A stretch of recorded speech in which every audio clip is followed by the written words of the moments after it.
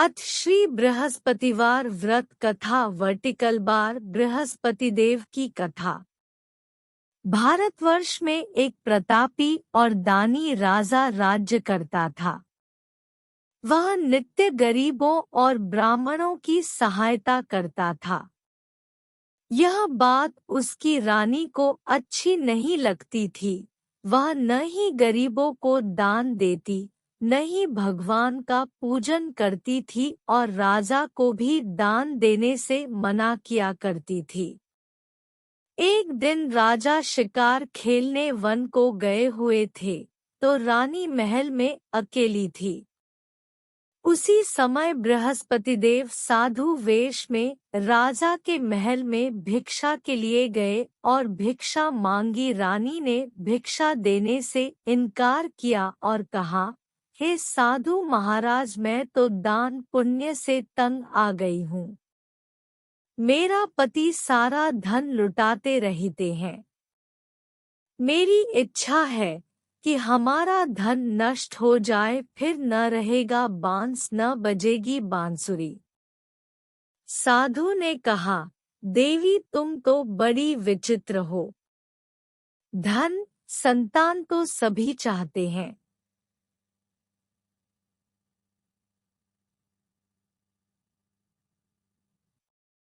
पुत्र और लक्ष्मी तो पापी के घर भी होने चाहिए। यदि तुम्हारे पास अधिक धन है तो भूखों को भोजन दो, प्यासों के लिए प्याऊ बनवाओ, मुसाफिरों के लिए धर्मशालाएं खुलवाओ। जो निर्धन अपनी कुंवारी कन्याओं का विवाह नहीं कर सकते, उनका विवाह करा दो। ऐसे और कई काम हैं जिनके करने से तुम्हारा यश लोक परलोक में फैलेगा। परंतु रानी पर उपदेश का कोई प्रभाव न पड़ा। वह बोली, महाराज आप मुझे कुछ न समझाएं। मैं ऐसा धन नहीं चाहती जो हर जगह बांटती फिरूं।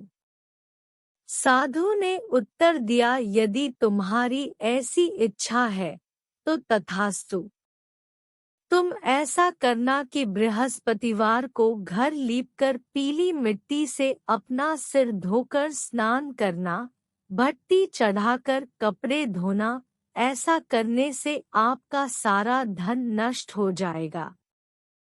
इतना कहकर वह साधु महाराज वहां से आलोप हो गए। साधु के अनुसार कई बातों को पूरा करते हुए रानी को केवल 3 बृहस्पतिवार ही बीते थे कि उसकी समस्त धन संपत्ति नष्ट हो गई। भोजन के लिए राजा का परिवार तरसने लगा। तब एक दिन राजा ने रानी से बोला कि हे रानी, तुम यहीं रहो, मैं दूसरे देश को जाता हूँ, क्योंकि यहाँ पर सभी लोग मुझे जानते हैं। इसलिए मैं कोई छोटा कार्य नहीं कर सकता। ऐसा कहकर राजा परदेश चला गया। वहाँ वह जंगल से लकड़ी काट कर लाता और शहर में बेचता। इस तरह वह अपना जीवन व्यतीत करने लगा।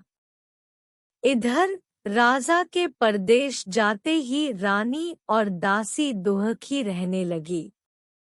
एक बार जब रानी और दासी को 7 दिन तक बिना भोजन के रहना पड़ा, तो रानी ने अपनी दासी से कहा, हे दासी, पास ही के नगर में मेरी बहन रहती है। वह बड़ी धनवान है। तू उसके पास जा और कुछ ले आ, ताकि थोड़ी बहुत गुजर बसर हो जाए। दासी रानी की बहन के पास गई। उस दिन गुरुवार था और रानी की बहन उस समय बृहस्पतिवार व्रत की कथा सुन रही थी। दासी ने रानी की बहन को अपनी रानी का संदेश दिया, लेकिन रानी की बड़ी बहन ने कोई उत्तर नहीं दिया। जब दासी को रानी की बहन से कोई उत्तर नहीं मिला तो वह बहुत दुखी हुई और उसे क्रोध भी आया। दासी ने वापस आकर रानी को सारी बात बता दी। सुनकर रानी ने अपने भाग्य को कोसा। उधर रानी की बहन ने सोचा कि मेरी बहन की दासी आई थी, परंतु मैं उससे नहीं बोली, इससे वह बहुत दुखी हुई होगी। कथा सुनकर और पूजन समाप्त करके वह अपनी बहन के घर आई और कहने लगी, हे बहन, मैं बृहस्पतिवार का व्रत कर रही थी। तुम्हारी दासी मेरे घर आई थी, परंतु जब तक कथा होती है तब तक न तो उठते हैं और न ही बोलते हैं, इसलिए मैं नहीं बोली। कहो दासी क्यों गई थी? रानी बोली, बहन, तुमसे क्या छिपाऊं, हमारे घर में खाने तक को अनाज नहीं था। ऐसा कहते कहते रानी की आंखें भर आई। उसने दासी समेत पिछले 7 दिनों से भूखे रहने तक की बात अपनी बहन को विस्तार पूर्वक सुना दी। रानी की बहन बोली, देखो बहन, भगवान बृहस्पतिदेव सबकी मनोकामना को पूर्ण करते हैं। देखो, शायद तुम्हारे घर में अनाज रखा हो। पहले तो रानी को विश्वास नहीं हुआ, पर बहन के आग्रह करने पर उसने अपनी दासी को अंदर भेजा तो उसे सचमुच अनाज से भरा एक घड़ा मिल गया। यह देखकर दासी को बड़ी हैरानी हुई। दासी रानी से कहने लगी, हे रानी, जब हमको भोजन नहीं मिलता तो हम व्रत ही तो करते हैं, इसलिए क्यों न इनसे व्रत और कथा की विधि पूछ ली जाए ताकि हम भी व्रत कर सकें। तब रानी ने अपनी बहन से बृहस्पतिवार व्रत के बारे में पूछा। रानी बोली, बहन, तुमसे क्या छिपाऊं, हमारे घर में खाने तक को अनाज नहीं था। ऐसा कहते कहते रानी की आंखें भर आई। उसने दासी समेत पिछले 7 दिनों से भूखे रहने तक की बात अपनी बहन को विस्तार पूर्वक सुना दी। रानी की बहन बोली, देखो बहन, भगवान बृहस्पतिदेव सबकी मनोकामना को पूर्ण करते हैं। देखो, शायद तुम्हारे घर में अनाज रखा हो।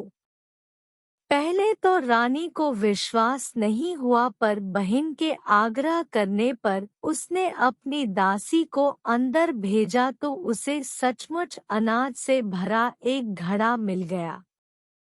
यह देखकर दासी को बड़ी हैरानी हुई। दासी रानी से कहने लगी, हे रानी, जब हमको भोजन नहीं मिलता तो हम व्रत ही तो करते हैं, इसलिए क्यों न इनसे व्रत और कथा की विधि पूछ ली जाए ताकि हम भी व्रत कर सकें। तब रानी ने अपनी बहन से बृहस्पतिवार व्रत के बारे में पूछा। उसके बाद वे सभी गुरुवार को व्रत और पूजन करने लगी। बृहस्पति भगवान की कृपा से उनके पास फिर से धन संपत्ति आ गई, परंतु रानी फिर से पहले की तरह आलस्य करने लगी। तब दासी बोली, देखो रानी, तुम पहले भी इस प्रकार आलस्य करती थी, तुम्हें धन रखने में कष्ट होता था, इस कारण सभी धन नष्ट हो गया, और अब जब भगवान बृहस्पति की कृपा से धन मिला है तो तुम्हें फिर से आलस्य होता है। रानी को समझाते हुए दासी कहती है कि बड़ी मुसीबतों के बाद हमने यह धन पाया है, इसलिए हमें दान पुण्य करना चाहिए, भूखे मनुष्यों को भोजन कराना चाहिए और धन को शुभ कार्यों में खर्च करना चाहिए, जिससे तुम्हारे कुल का यश बढ़ेगा, स्वर्ग की प्राप्ति होगी और पितृ प्रसन्न होंगे। दासी की बात मानकर रानी अपना धन शुभ कार्यों में खर्च करने लगी, जिससे पूरे नगर में उसका यश फैलने लगा। बृहस्पतिवार व्रत कथा के बाद श्रद्धा के साथ आरती की जानी चाहिए। इसके बाद प्रसाद बांटकर उसे ग्रहण करना चाहिए।